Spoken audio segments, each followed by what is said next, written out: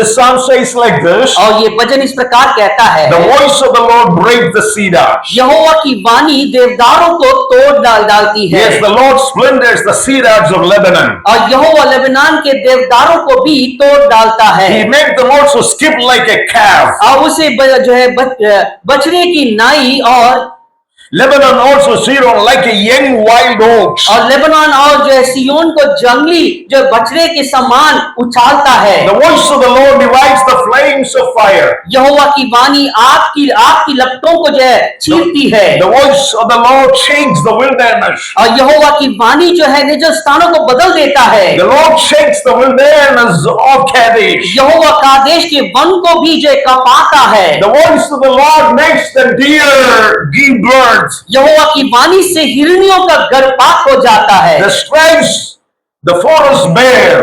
और अरण्य में जो है पतझड़ होती है। And in his temple everyone says glory. और उसके मंदिर में सब कोई महिमा महिमा बोलते रहते हैं। This psalm titled us A Voice of the Lord in the Storms. ये भजन की जो शीर्षक जो है, जो तूफानों के बीच में परमेश्वर की आवाज। There are, in all together there are 18 times the name of the Lord is taken in this psalm. और इस भजन में तकरीबन 18 बार यहोवा का नाम लिया गया। And also the voice of the Lord not less than 8 times in this psalm. और इस भजन में जो है तकरीबन 8 बार जो है यहोवा की वाणी करके लिखा गया है। As the theme of this conference this year, glory and honor to the living God. जैसे कि हमारे सम्मेलन की साथ की शीर्षक यह है कि परमेश्वर की ही वो आदर और महिमा मिलने पाए। David is singing this psalm and saying that there is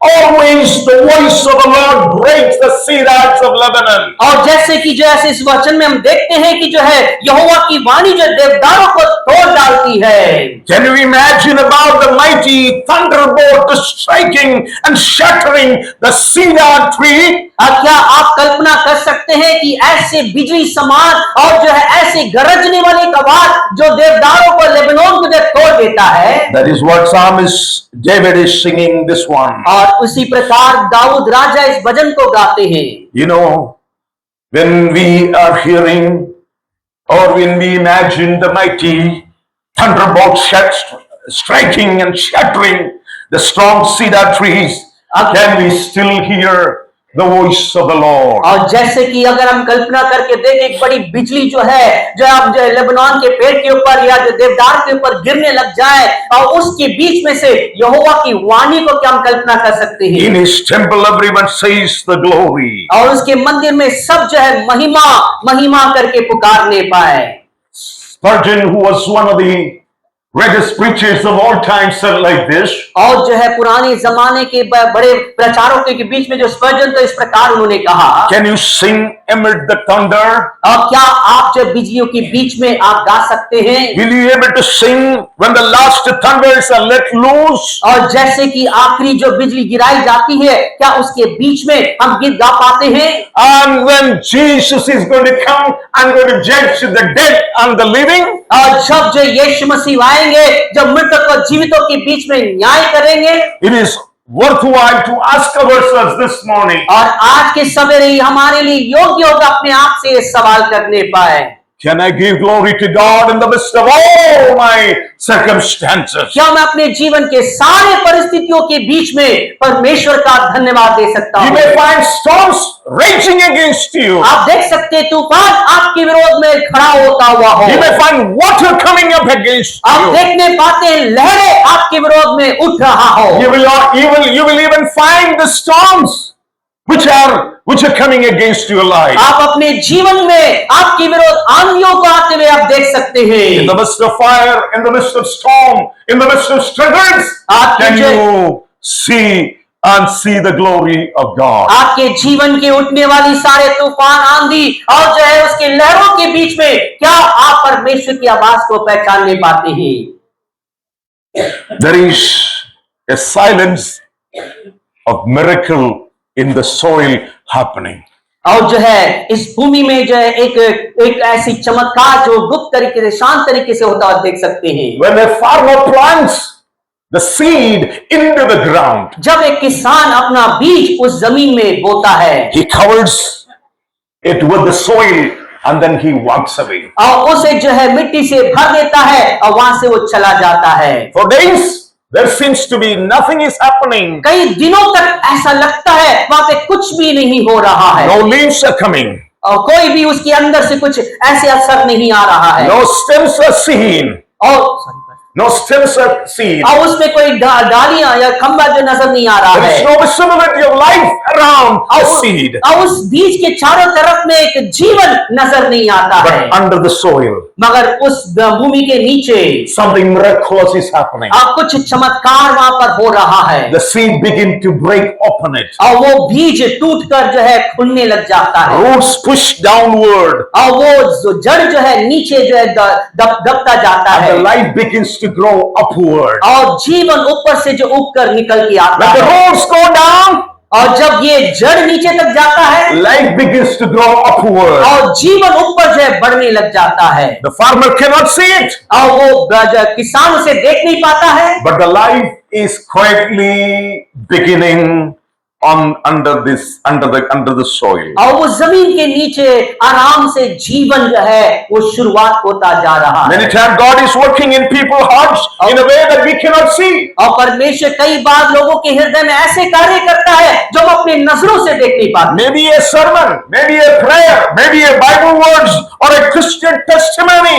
हो सकता है कि साधारण संदेश हो, या जो है प्रार्थना हो, या जो एक मसीहों की एक गवाही क्यों ना हो, Maybe that is hidden in the heart of someone for several years और हो सकता है किसी के हृदय में कई सालों तक छुपा हुआ हो, until the day and the life will begin to spring out of his heart and a new life will begin. और जब तक उस दिन तक जो है, जब तक वो जीवन वहां से खिलकर नहीं निकलता, फूट कर नहीं निकलता है, That is what we call it, a spiritual harvest. और इसी को जो है हम आत्मिक कटनी कहते हैं। A missionary visited a village once. और एक बार मैं एक गांव में गया हुआ था, He shared the gospel for several years. और वहां पे कई सालों तक सुसमाचार हमने बांटा है। When he left, he thought that he failed in his mission completely. और उसने सोचा, जब उस गांव को छोड़ के गया तो उसे सोचा कि अपनी सेविकाई में पूरी तरीके से हार गया है, Because he could not have many people responding to his message. क्योंकि जो है उसके संदेश के लिए कई सारे लोगों ने प्रत्युत्तर नहीं दिया हुआ था। Years later, when another missionary have come into that place, और कई सालों के बाद एक और सेवक जो है जब उस स्थान में आया था,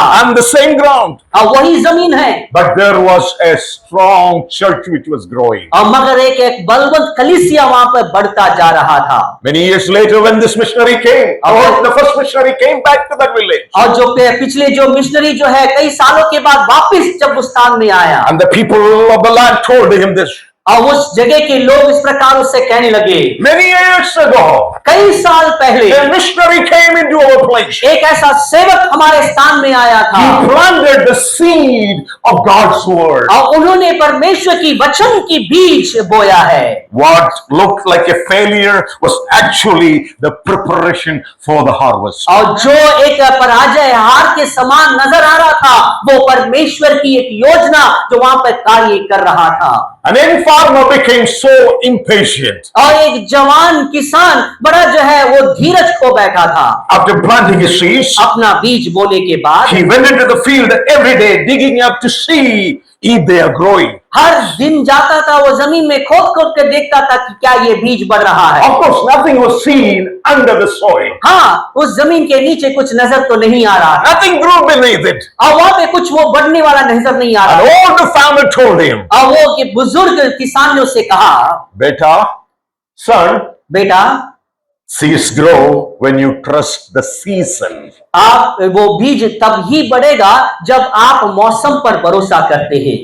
The seeds grow और वो बीज तब बढ़ता है when you're able to trust the season. आप जब उस मौसम पर भरोसा करते हैं। Many of you have come from the fields. आप में से कई सारे लोग खेत से आते हैं, Our dear pastors, missionaries, and evangelists who have come from the field. और ऐसे पासवान लोग, मिशनरी लोग और सुसमाचारक लोग जो आप खेतों में काम करते थे उस पृष्ठभूमि से आए You हैं। can relate to what I'm trying to say this morning. जो मैं बातें आज सवेरे कह रहा हूं, आप उसके साथ ताल्लुक रख सकते हैं। After many days of toiling, after many days of hard labor, और कई दिनों की परिश्रम, कई दिनों की प्रयास के बाद Nothing is growing. कुछ भी बढ़ नहीं रहा है, You don't see any results. वहां पे कोई परिणाम देख नहीं पा रहे हैं। This is the advice I wanted to give you. The older farmer told his younger one. और मैं यही सलाह जो बुजुर्ग किसान ने इस जवान को दिया था मैं कहना चाहता हूँ। The seeds grow when you trust the season. बीज तभी बढ़ेगा तब जब आप उस मौसम पर भरोसा करते हैं। What is the spiritual lesson for us? और इसमें आत्मिक शिक्षा क्या है? God has a season of spiritual life. हमारे आत्मिक जीवन के लिए परमेश्वर का मौसम है, A season of sowing. और एक ऐसा समय है जो बोने का, A season of waiting. और समय है इंतजार करने का, A season of harvest. और कटनी का भी समय रहता है। Psalm 29 reminds us this truth. और ये सच्चाई जो भजन 29 में याद दिलाता है, God controls the season of our harvest. हमारे कटनी की जो मौसम को परमेश्वर अपने नियंत्रण में रखा है। Harvest festival is a joyful occasion. और ये कटनी की उत्सव जो है एक बड़े आनंद का अवसर है। Across the world, when the seasons of harvest arrive, और संसार भर में जब कटनी का जो मौसम आने लग जाता है, people gather the crops, लोग जो अपने कटनी को जो इकट्ठा करने लग जाते हैं, celebrate the provision, और वो प्रबंध की उत्सव मनाते and हैं, give thanks. और वो धन्यवाद देते हैं। Farmers who have labored for many months finally see the fruit of their labor, fruit of their work. जिस किसानों ने कई सालों कई दिनों तक मेहनत की है, अंतिम में उसके परिणाम को देख रहे हैं। However, the Bible teaches us this. और जब भी जो हमारे वचन इस प्रकार सिखाता है, Physical harvest points to a deeper spiritual reality. और हमारी जो है शारीरिक परिश्रम, हमारे प्रयास जो है एक आत्मिकता की एक गहराई की जो सच्चाई को बोलता है। God uses the agriculture and the harvest as a spiritual illustration throughout the scripture. और परमेश्वर जो कृषि को और कटनी को जो हमारे लिए इस्तेमाल करता है एक आत्मिक विवरण को देने के लिए। Example like God, Jesus said in Gospel of Matthew chapter 9 verse 37. और जब एक उदाहरण स्वरूप हम देखते हैं, यीशु मसीह ने एक दृष्टांत कहा मत्ती 9 अध्याय के जो 37वें पद में, Harvest is plentiful, but the laborers are few. और उन्होंने कहा कटनी तो बहुत है मगर मजदूर कम है। John chapter 4 verse 35. और यूहन्ना 4 अध्याय का 35वां पद, Lift up your eyes and see, look at the fields, for they are already white for the harvest. और वो अपनी नजर को उठा के देखो, खेत तो अभी पहले से पक चुका है कटनी के लिए। Galatians chapter 6 verse 9, Paul says, और गलातियों 6 अध्याय के 9 पद में प्रेरित पौलुस कहते हैं, in due season और समय पर जो है we shall reap if we do not lose heart. और जो आप अपने कटनी काटेंगे, इसीलिए अपना जो है हिम्मत ना हारना। These passages reveals us something. और ये पद जो है कुछ बातों को प्रकट करता है। God is interested in the harvesting of the souls. और परमेश्वर जो है इन आत्माओं की कटनी पे जो है दिलचस्प रखता है, Of the righteousness and the transformed lives. और जो धार्मिकता के लिए और एक परिवर्तित जीवन के लिए। Psalm 29 describes the majestic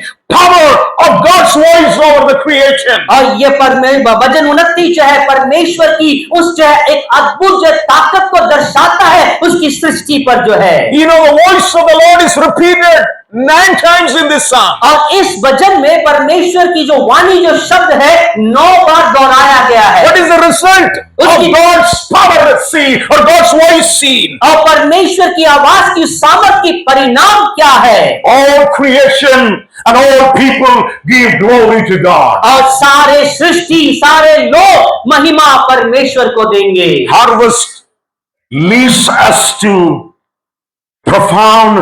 this profound truth.